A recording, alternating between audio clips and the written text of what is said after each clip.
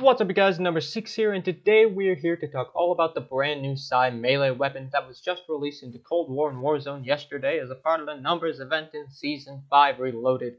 In this video, I'll be briefly touching on the unlock process as well as its usage in multiplayer and zombies. Let's get right into it. So here you can see that in order to unlock the Psy, you have to complete 9 of the Numbers event challenges in either Cold War or Warzone. You do not have to do both.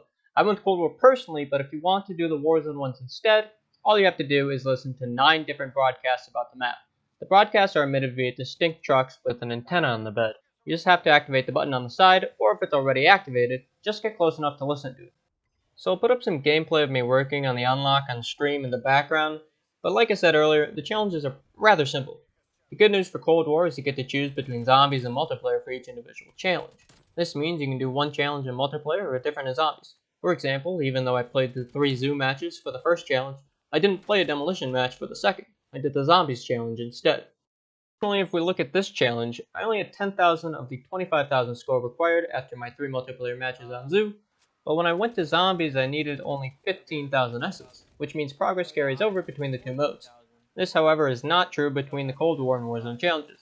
You have to complete 9 of one game, not 5 of one and 4 of the other. Now that we've talked about the unlock process for the Psy, let's talk about how good it is in multiplayer and zombies. Starting with multiplayer, the Psy overall is kinda rough to use, or at least awkward in many cases. The most distinct feature of the Psy, besides it being a dual-wielded weapon, is that head-on it requires 2 hits to kill the enemy, assuming they are full health. Although this is also true for the overwhelmingly powerful Kali sticks in Modern Warfare, the Psy doesn't just bonk the enemies, you have to complete 2 full stabs. This means that by the time you get your second stab off, there's a good chance the enemy just shoots your brains out. There also were a fair amount of times where my stab missed in situations I don't think they should have, but that's common with most melee weapons in the game. There are 3 major pros to the weapon though. Firstly, backstabbing an enemy does one-hit kill, which means when you're behind a lot of enemies, you get through them rather quickly. Additionally, the running speed and melee range of the weapon are really good, which helps with taking as little damage as possible during your first stab, so you have more health to absorb those shots being output by the enemy while you're transitioning to your second. Besides all that, the weapon is pretty fun, assuming you don't get into too many of those awkward situations. On the zombies side of things, the Psy is easily the best melee weapon in the game. The previous best weapon was the E-tool because of its speed, but the Psy is probably just as fast, if not faster. It also has a better range and looks cooler, so yeah, definitely the better option. The only thing I can see it being weaker than the E-tool in is its damage, but even still, by the time the weapon is a 2-hit unpapped, you're going to have it papped. With that said, you basically just run around stabbing everything in your way, or if you're willing to sacrifice your armor, and assuming you have melee skill level 5, you can just stand in a corner instead.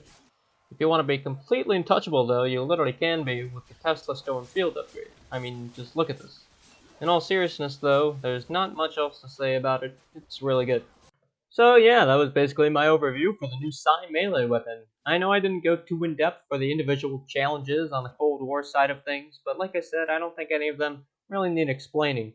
If you do have any questions about one though, let me know in the comments below and I'll try my best to respond.